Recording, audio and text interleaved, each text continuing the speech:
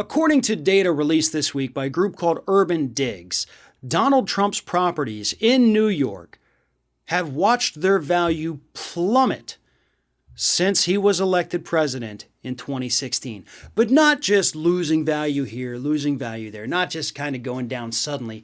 This was a steady decline since the 2016 election that caused his properties in New York to lose, according to the data, half their value.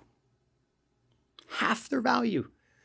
We're talking about over $100 million Donald Trump's businesses have invested in New York, and you lost half the value in the 4 years you were serving as president. Why? Because of how toxic you are. Because of your disgusting policies. Because of your disgusting rhetoric. And because of that, nobody, individuals or businesses, wanted to be associated with you. Because of the nonstop scandals. You know, because of all the investigations that you're still under and you still have to answer for. Nobody wanted to do business with you. So everything that had your name on it dropped by half. Now here's the fun part.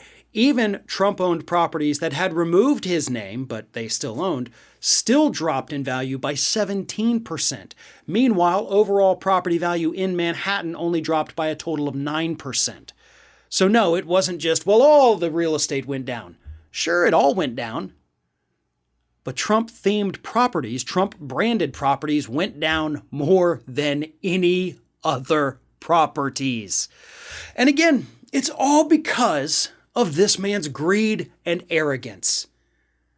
You know how they say pride goeth before the fall? Well, that is exactly what happened with Donald Trump. Had he stayed out of politics, had he not wanted to hold that office of the presidency just for the sake of holding the office, he'd be doing okay, right? He'd still be a birther. He'd still be a, jackass. He'd still probably be facing a lot of investigations, but he wouldn't have watched his values drop the way that they have. His own arrogance and his desire for more is what is leaving him with less. That is a great irony that Donald Trump himself will never appreciate, because he'll never be able to look internally and say, I did this to myself. It will always be somebody else's fault. It'll be the regulators in New York. It'll be the other realtors colluding against him. It'll be because the Democrats went after him. It'll be because the media was so mean to him. It'll never be him looking in a mirror and saying, wow, I'm a monster. I have to change my ways. He's not going to have that Ebenezer Scrooge epiphany. That's never going to happen.